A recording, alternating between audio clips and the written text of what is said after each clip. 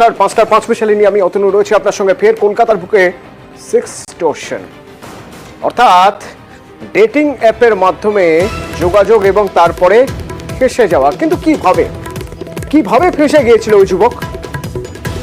বন্ধুত্ব পাতিয়ে ফেঁসে গেল কিভাবে জানবো। আমার সঙ্গে রয়েছেন অর্পিতা প্রতিনিধি সরাসরি। অর্পিতা, কিভাবে ওই যুবক ফেঁসে গেলেন?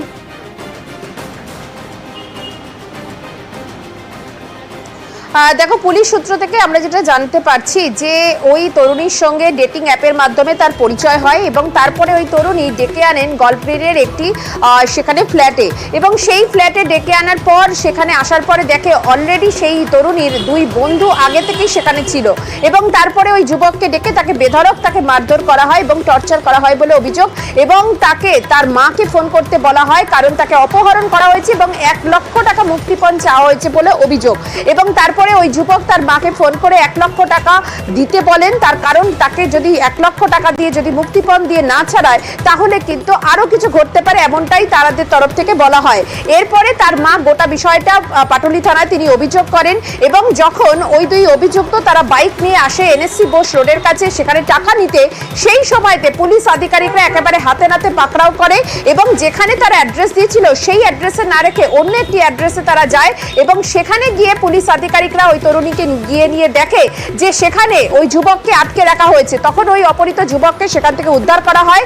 এই ঘটনায় এখনো পর্যন্ত মোট 4 জনকে গ্রেপ্তার করা হয়েছে, ওই তরুণী সহ। এই দম্পতি বহুদিন ধরে এই হানি ট্র্যাপের কাজ করছে বলে পুলিশ জানতে পেরেছে। শুধু এই এক যুবক নয়, আরো এরকম অনেকে শিকার কিনা সেটাই কিন্তু খতিয়ে দেখার চেষ্টা করা হচ্ছে। অর্থাৎ শহরে বসে যেভাবে হানি ট্র্যাপের জালে তারা জাল বিস্তার করেছে, সেই জাল কতদূর অবধি বিস্তার করেছে সেটাই কিন্তু খতিয়ে দেখতে চাইছে তদন্তকারী আধিকারিকরা। ইতিমধ্যেই ওই তরুণী সহ 4 জনকে তাদেরকে জেরা করে এই ঘটনায় আর কারা জড়িত সেই বিষয়টা জানার চেষ্টা করছে গোয়েন্দারা। ধন্যবাদ অর্পিতা। যাদেরকে গ্রেপ্তার করা হয়েছে তাদের সম্পর্কে এলাকার মানুষ কি বলছেন? তারা চেনেন? কতটা চেনেন? যে ভদ্রমহিলা থাকতো তার ভাই এই বিল্ডিংটা প্রমোটিং করে, ছোট্টু বলেন। সৈকত মাঝখানে রিহ্যাবে ছিল, রিহ্যাব থেকে এসে আবার এখানে শুরু করে দেয় এই জিনিসটাকে। আমরা আগেও থানাতে, যাদবপুর থানাকে আমরা করেছিলাম। এরকম নেশাপান করতো, লোকজন আসতো, মানে 4 জন 6 জন 10 জন করে থাকতো। ইভেন তো এরা থাকতো, এদের কাছ থেকে আমরা মেনটেনেন্স পর্যন্ত পাই না। পুলিশ এক্স্যাক্টলি এসে বললো যে আপনাদের ভয় নেই, আমরা এসছি পাটুলি থানা থেকে। ঘটনা তো বলছে যে অপহরণের কেস। আমরা জানি না, আসতো লোক, বহু লোক, ছেলে মেয়েরাও আসতো। কোনোদিন দেখিনি, কালকেই শুধু দেখলাম।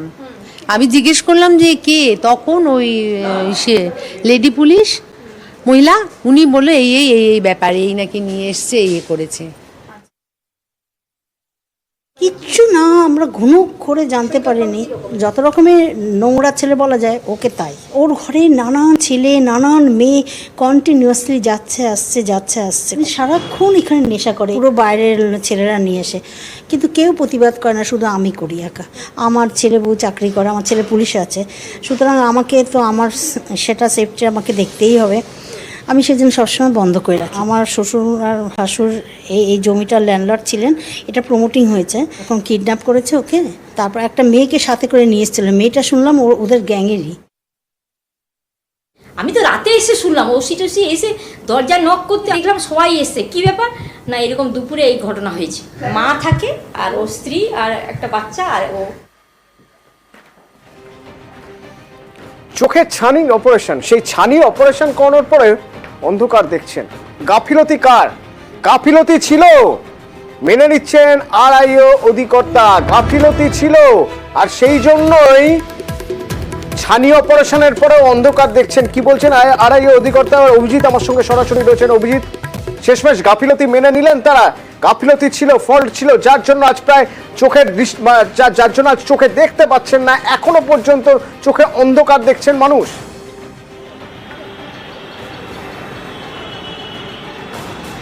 অতনু, যে জায়গাটা প্রশ্নটা উঠছে, যা কারণ এই কলকাতা মেডিকেল কলেজ হাসপাতালের রিজিওনাল ইনস্টিটিউট অফ অপথালমোলজি তার ডিরেক্টর বা অধিকর্তা অসীম কুমার ঘোষ, ডক্টর অসীম কুমার ঘোষ, তিনি সুস্পষ্ট জানিয়েছেন তিনি কিন্তু স্বাস্থ্য দপ্তর নিযুক্ত যে তদন্ত কমিটি, সেই তদন্ত কমিটির সদস্য, এবং এই মেটিয়াবুরু সুপার স্পেশালিটি হাসপাতাল বা নাদিয়াল হাসপাতাল, সেখানে যে সমস্ত রোগীর ছানি অস্ত্রোপচার হয়েছে তাতে যে গাফিলতি ছিল সেটা তিনি এক প্রকার স্বীকার করে নিয়েছেন।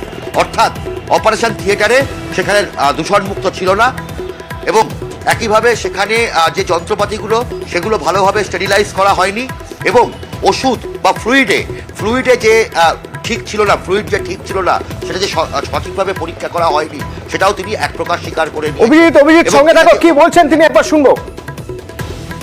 আমরাও একটা তদন্তের রিপোর্টের কমিটি তৈরি করেছি, তার মধ্যে আমিও আছি, কিন্তু আমি একা তো বলার আনসারেবল নই বা বলতে পারবো না।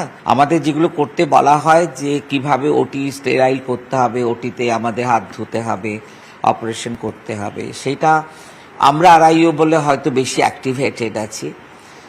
অন্যান্য জায়গায় কিছু হয়তো একটু কোনোভাবে মানে একটা সমস্যা হয়েছিল, কোনো কারণে হয়তো একটু মানে অন্য মনস্ক হয়ে গেছিলাম, তা সেই ব্যাপারে আবার একটু ভালো করে নেড়েচে বসতেই হবে, ভালো করতেই হবে।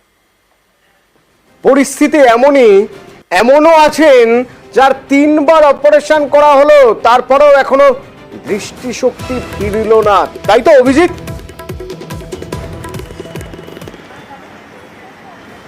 ঠিক অতনু, এখনো পর্যন্ত এখান থেকে এই মেডিকেল কলেজের আড়াইও থেকে 8 জনকে ছাড়া হয়েছে যাদের ছানি অস্ত্রোপচার হয়ে বিপত্তি হয়েছিল, যাদের এখানে বড় অংশেরই 3বার অস্ত্রোপচার হয়েছে, এবং তারপরেও হাসপাতাল বলছে যে তারা নাকি আংশিক দৃষ্টিহীন, তারা অল্প দেখতে পাচ্ছেন। কিন্তু রোগীরা এই যে আলো, আমার মোবাইলের পেছনে যে ফ্ল্যাশ, এই আলো একদম যদি সামনে নিয়ে যাওয়া যায় বা ক্যামেরায় যে ফ্ল্যাশ লাইট জ্বলছে সেই আলো যদি একদম চোখের সামনে নিয়ে যাওয়া যায়, তবে একটা যে আলোর রেখা সেটা তিনি বুঝতে পারছেন। বাকি কোনো কিছু দেখতে পাচ্ছেন না এই রোগীরা, একজন রোগীও দেখতে পাচ্ছেন না।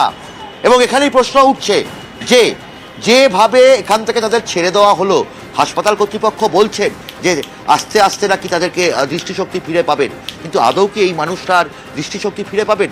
তারা বেশিরভাগ রোগীরাই বলছেন যে তাদের জীবন অন্ধকার, তাদের আশা নিরাশায় পরিণত হয়েছে। বহু আশা নিয়ে তারা ছানি অস্ত্রোপচার করতে গেছিল, আরও ভালোভাবে চোখে দেখতে পাবেন, এবং সেই জায়গা থেকে একের পর এক রোগী, মোহাম্মদ রফিক থেকে শুরু করে বিভিন্ন রোগীরা তারা যেটা বলছেন যে তারা কি আর দেখতে পাবেন। এরা অনেকেই পেশায় দর্জি বা অন্যান্য কাজ করতেন, তারা আর হয়তো দেখতে পাবেন না, এবং সেই আশা নিরাশায় পরিণত হয়েছে এই রোগী। তুমি বলছিলে একবার তাদের মুখ থেকে শুনবো কি অবস্থায় রয়েছেন তারা। চোখের দিক থেকে ইনফেকশন কন্ট্রোল হয়েছে, ব্যথা কমেছে, এবং যে পুজ জমছিল সেটা অনেকটা স্তিমিত হয়ে গেছে, এবং আস্তে আস্তে দেখার দিকে ওরা বাড়িতে ফিরে যাবেন এটাই আশা করছি। তার মধ্যে 18 জনের মধ্যে 8 জন আজকে চলে গেলেন, কালকে হয়তো 2-3 জন 4 জন আরও চলে যাবেন বাড়ি। অনেকটা আমরা কন্ট্রোল করেছি, এবং পেশেন্টগুলো অনেকটা হ্যাপি যে হ্যাঁ কিছু অন্তত আলো দেখতে পাচ্ছি, আমাদের আঙুল দেখতে পাচ্ছি, হাত দেখতে পাচ্ছি, তার মানে আমরা আশাব্যঞ্জক যে যখন একটু পুরোপুরি ভালোভাবে কাজ হবে তখন সে ভালো দেখবে। চোখে দেখতে পাচ্ছেন? না না না না, ধোঁয়া কিছু দেখতে পাচ্ছেন না, আলোটাই যে খালি দুমের আলোটাই যা পাচ্ছি, ওই লাইটটা, চোখে কিছু দেখতে পাচ্ছেন? কিছুই না। কি করবেন তাহলে আগামী দিনে? কি করব আমি কিছু তো মাথায় পাচ্ছি না, কি করা যায়। এখানে তাহলে কি চিকিৎসা হলো? কিছুই না। অপারেশন হয়েছিল আপনার? হ্যাঁ 3বার করে করেছে, উঠি 3বার উঠি হয়েছে, বলে ইনফেকশনটা কাটানো হয়ে গেছে, আর একটা চোখ খারাপ হয়েছিল, এটাকে বাঁচানো হলো তো ভালো, ওইটা বাঁচলেই ভালো। আপনার কি একটা চোখেই তো হয়েছিল অপারেশন? চোখে, সেই চোখে দেখতে পাচ্ছেন না তো? না। কি করবেন তাহলে? কি করব, কি বলবেন এরকম হাসপাতালে গিয়ে এরকম এইভাবে হলে কে বলবো বলুন। কি আজকে কি বাড়ি যাচ্ছেন? আজকে বাড়ি চলে যাচ্ছে। চোখে দেখতে পাচ্ছেন না, কিছু দেখতে পাচ্ছি বা চোখে না, কিচ্ছু দেখতে পাচ্ছেন না? সব অন্ধকার, বললাম তো, কোনো খালি আলুটুকু দেখা পাচ্ছি। আগামী দিনে কি চোখ ঠিক হবে বলেছে? না, তা কোনো গ্যারান্টি নেই। দর্জির কাজ তো করতেন, সেই কাজ তো আর করতে পারবেন না, বেকার সমস্যা, এখন কোনো কাজই করতে পারবো না। তার মানে জীবনে পুরো অন্ধকার। অন্ধকার।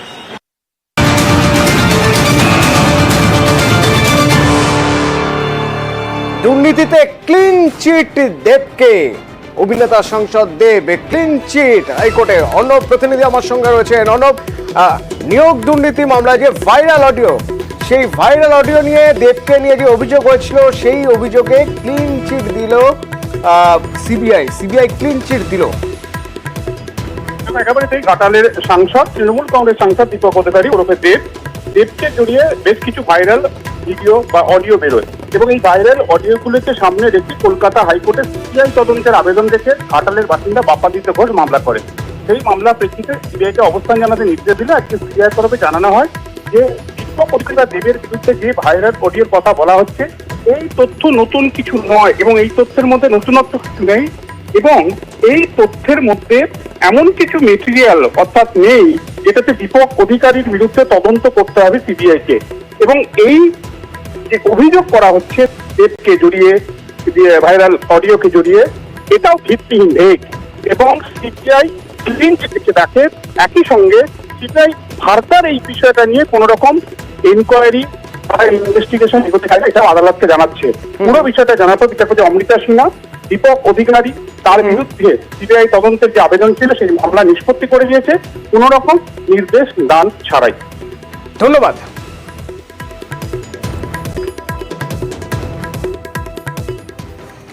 পাহাড়ের খবরে নজর রাখতে হবে, তার কারণ পাহাড়ে ওঠার রাস্তা ঠিক কি অবস্থা পাহাড়ে ওঠার রাস্তা জানবো। আমার সঙ্গে পার্থ রয়েছে প্রতিনিধি সরাসরি তিস্তার NH10 একটা দিক তিস্তার গাছে চলে গেছে, তাহলে NH10 সম্প্রসারণ করতে হবে, কিভাবে সে কাজ চলছে? পার্থপ্রতিম রয়েছেন আমার সঙ্গে সরাসরি, পার্থপ্রতিমের সঙ্গে একবার কথা বলবো এবং সার্বিকভাবে যদি আমরা দেখতে যাই যে শিলিগুড়ি থেকে কালিম্পং বা কালিম্পং থেকে দার্জিলিং বা যদি NH10 অর্থাৎ সিকিম বাংলা সিকিম লাইফ লাইনের কি অবস্থা এখন জানবো। পার্থপ্রতিম,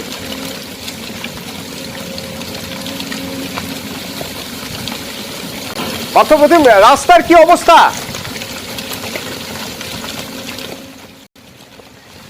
দেখো ধীরে ধীরে কিন্তু গতকাল বিকাল থেকে কিন্তু বৃষ্টি কিছুটা কমেছে এবং আজ সকাল থেকে বৃষ্টি হয়নি পাহাড়ে এবং স্বাভাবিকভাবে একদিকে যেমন কালিম্পংয়ে বৃষ্টি হয়নি সিকিমেও কিন্তু বৃষ্টি নেই। স্বাভাবিকভাবে কিন্তু তিস্তার জলস্তর যেমন নেমেছে, রাস্তার হাল এখনও 10 নম্বর জাতীয় সড়ক বন্ধ। আর যে সেলফি দ্বারা 10 নম্বর জাতীয় সড়কে যে সেলফি দ্বারা যেখানে জাতীয় সড়কের একটা বড় অংশ তিস্তার কাছে চলে গেছে, সেই সেলফি দ্বারাই কিন্তু রাস্তা পাহাড় কেটে রাস্তা সম্প্রসারণের কাজ শুরু করেছে। যে কাজ অনেকদিন আগেই শুরু করেছিল পূর্ত দপ্তরের কর্মীরা, কিন্তু বারবার বৃষ্টিতে সে কাজ বাদসাচ্ছিল। অবশেষে কিন্তু গতকাল বিকেলের পর থেকে বৃষ্টি কমায় সেই কাজে কিছুটা হলেও কিন্তু গতি এসছে এবং কালিম্পং জেলা প্রশাসন এবং পূর্ত দপ্তরের যে আধিকারিকরা তারা চেষ্টা চালাচ্ছেন যাতে দ্রুত অন্তত পক্ষে যাতে সেলফি দ্বারা জাতীয় সড়কটাকে পাহাড় কেটে সম্প্রসারণ করা যায়, যান চলাচলের উপযুক্ত করা যায়। তবুও মিনিমাম আরও ন্যূনতম কিন্তু 6 থেকে 7 দিনের আগে স্বাভাবিক হওয়ার কোনো সম্ভাবনা নেই, এমনটাই কিন্তু প্রশাসনিক সূত্রের খবর। অন্যদিকে যদি আমি কালিম্পং দার্জিলিংয়ের সংযোগের তিস্তা বাজার কৃষকের রাস্তার দিকে আসি, সেই রাস্তা দিয়ে যান চলাচল সম্পূর্ণভাবে বন্ধ রেখেছে প্রশাসন, কিন্তু তবুও স্থানীয় কিছু বাসিন্দারা তারা নিজেদের ঝুঁকি নিয়ে রীতিমতো ঝুঁকি নিয়ে যেতে হচ্ছে। স্থানীয়রা যাওয়া আসা করছেন বটে, তবে তা যথেষ্ট ঝুঁকিপূর্ণ। ধন্যবাদ পার্থপ্রতিম।